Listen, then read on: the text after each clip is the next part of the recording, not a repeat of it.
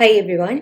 ICMR JRF के notification के बारे में अपडेट मैं ऑलरेडी आप लोगों को दे चुकी हूँ। इसके डिटेल्ड प्रोस्पेक्टस को हम यहाँ पर देखने वाले हैं। जितनी भी इम्पॉर्टेंट इन्फॉर्मेशन है जैसे कि एलिजिबिलिटी क्राइटेरिया, एज लिमिट के बारे में, क्या जेआरएफ का यहाँ पर एग्जाम का प्रोसीजर क्या होता है, जेआरएफ की जो अवार्ड जो फेलोशिप होती है वो कितनी होती है, टाइम टेन्योर के बारे में, everything will be seeing in this particular video. ठीक है, सो लेट्स बिगिन। यहाँ पर आप देख सकते हैं, सबसे पहले फीस की बात कर लेते हैं। तो जनरल, ईडब्ल्यूएस, ओबीसी की कैटेगरी में या केस में 1500 प्लस ट्रांजेक्शन चार्जेस, SC/ST के केस में 1200 plus transaction charges, PWBD transgender के केस में कोई भी फीस आपको नहीं देनी है।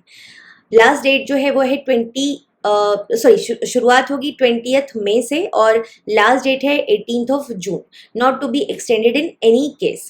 ठीक है, डेट ऑफ एंट्रेंस एग्जामिनेशन आप यहाँ पर देख सकते हैं, that is 8th July.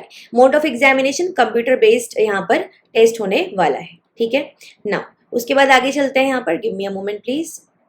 Yes, mode of payment अगर मैं बात करती हूँ थ्रू डेबिट क्रेडिट कार्ड। ठीक है, ये इंपॉर्टेंट बेसिक बातें हैं, देख सकते हैं आप। आगे चलते हैं। यहाँ पर ये बेसिकली कुछ नंबर्स आपको यहाँ पर दिए हुए हैं। ठीक है, if you want to connect with them, और मेल आईडीज दी हुई है इंपॉर्टेंट जो लोग हैं वहाँ पर। उसके बाद में इंट्रोडक्शन। देखिए, सैटरडे जुलाई 8 को आपका एग्जाम होगा। फेलोशिप इनिशिएट की जाएगी from the date of PhD enrolment. जिस दिन से आपका पीएचडी एनरोलमेंट स्टार्ट होगा उस दिन से आपकी फेलोशिप स्टार्ट हो जाएगी। Generally within 1 year from the date of issue of JRF award letter. मतलब कि मान लीजिए आपको आज लेट्स से 21 मई को आपको अवार्ड लेटर मिला है, तो उससे 1 साल के अंदर अंदर आपको ज्वाइन करना होगा पीएचडी में। और उस जिस दिन आप ज्वाइन करेंगे उस दिन से आपका जो फेलोशिप है वो स्टार्ट हो जाएगा। And it will be treated as the date of joining. Total duration 5 साल की होगी और submission of PhD thesis whichever is earlier. एक 165 टोटल फेलोशिप मिलेंगी यहाँ पर, including EWS category as per government rules in the field of life sciences. ठीक है, आप सब्जेक्ट्स यहाँ पर देख सकते हैं, मेंशन किए गए हैं। देन उसके बाद टोटल 33 इंक्लूडिंग ईडब्ल्यूएस कैटेगरी यहाँ पर जो फेलोशिप्स होंगी वो सोशल साइंसेस के केस में दी जाएंगी। सब्जेक्ट्स अगेन यहाँ पर आपको दे दिए गए जैसे anthropology etcetera. Then 2 separate merit list, 1 comprising the candidate qualifying for life science, दूसरा सोशल साइंस के लिए यहाँ पर आपको निकाली जाएंगी, रिलीज की जाएंगी। The candidate selected for the JRF programme of ICMR would be permitted to enrol themselves for the PhD programme in the subject of all these. ठीक है, ऑफ एनी यूनिवर्सिटी या फिर medical college recognised by UGC NMC.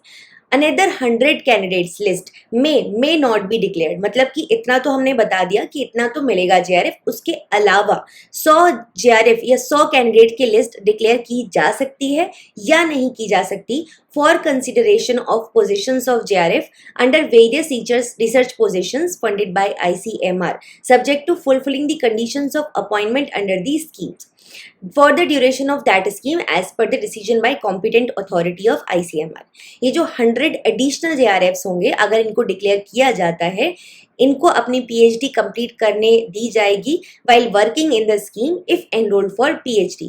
जो validity होगी इस result की, if declared will be given for 2 years to find a placement only in ICMR funded projects subject to vacancy। जैसे कि हम देखते थे डीबीटी में 2 लिस्ट होती हैं, 1, 2। सिमिलरली यहाँ पे हमको बोला जा रहा है, फर्स्ट तो देखो केस है जहाँ पे जेआरएफ मिल रहा है, सेकंड मे और मे नॉट, लेकिन वहां तो पक्का पक्का होता है। यहाँ पे जरूरी नहीं है कि they will release a list, they might not. ठीक है, अगर वो रिलीज करते हैं तो ये सारी कंडीशंस वहां पर फिर एप्लीकेबल होंगी। SC, ST, OBC, PWBD ये सारे कैटेगरीज में और EWS कैटेगरी में in general category will be given special consideration reservation in as per the government policy guidelines. ठीक है, फाइनल रिजल्ट आपको इसी पर्टिकुलर वेबसाइट मिल जाएगा। बाकी अगर आप इस चैनल के पार्ट है, सब्सक्राइब पर आप सब हैं, तो आपको यहाँ पर सारी अपडेट्स मिल ही जाती हैं। प्रोसीजर की बात कर लेते हैं। तो बेसिक प्रोसीजर है, आप फॉर्म यहाँ पे डायरेक्टली लॉग इन करेंगे and you will be able to apply. Next, educational qualification MSc या MA या equivalent post graduate degree, subject areas mentioned in these all. ठीक है, with minimum 55% marks for general EWS candidate and 50% for OBC, SC, ST, PWBD candidate. As NMC rules MBBS is not a PG degree. MBBS कोई PG degree नहीं होती।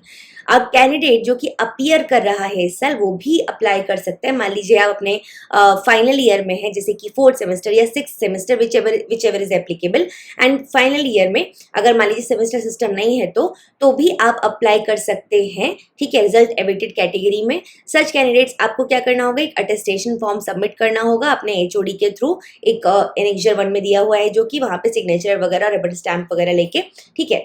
बाकी MSc MA का जो या equivalent का जो डिग्री मार्कशीट होगी वो सबमिट करना होगा आपको 30 सितंबर के पहले पहले, otherwise candidature selection will automatically be forfeited, ठीक है। एज लिमिट की बात करें 28 ईयर्स है ना, on the last date of application.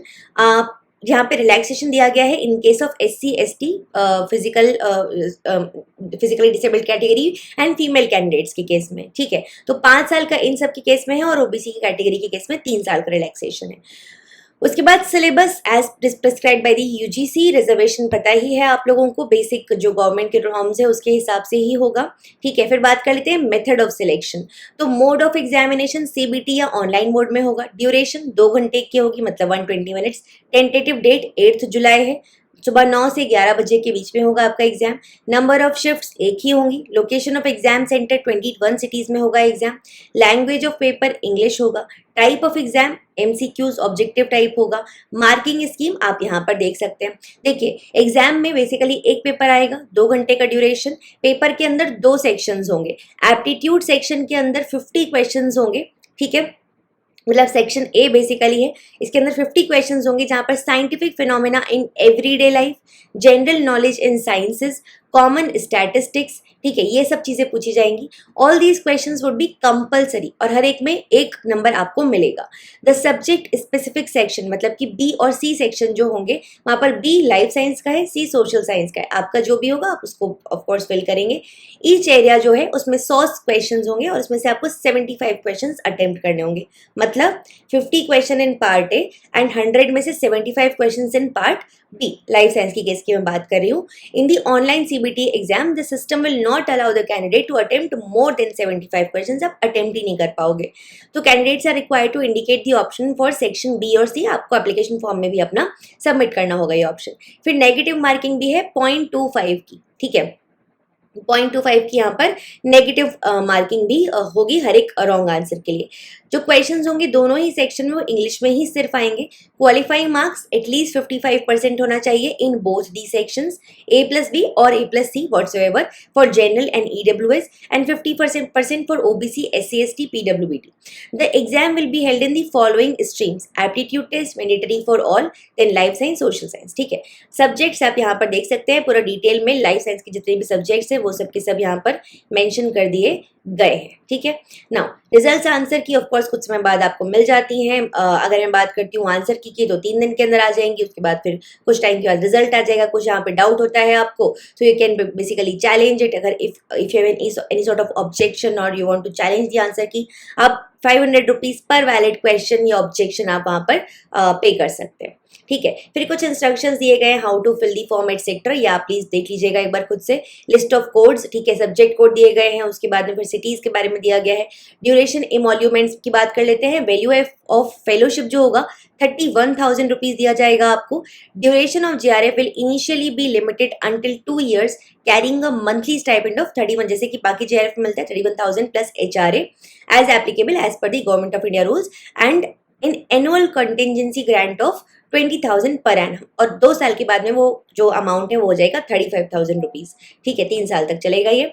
Joining time जैसे कि आपको पता है already, they must join their respective fellowships on the prescribed date as indicated in the award letter issued by ICMR, ठीक है। जो स्पेसिफाइड डेट तक नहीं ज्वाइन कर पाएंगे उनकी फेलोशिप यहाँ पर ऑटोमेटिकली कैंसिल हो जाएगी। देन अटेस्टेशन फॉर्म वगैरह दे दिया है, यहाँ पे कुछ और फॉर्म्स वगैरह दिए हुए हैं आपको, इसको प्लीज एक बार देख लीजिएगा, ठीक है। जितनी भी इंपॉर्टेंट इन्फॉर्मेशन है you can go through this brochure for like whatsoever, और कुछ detailed आपको information चाहिए तो we'll share the link in the description box. Make sure to hit the subscribe button and the like button if you like the video. Take care everyone. We'll see you in the next video very soon. Bye bye.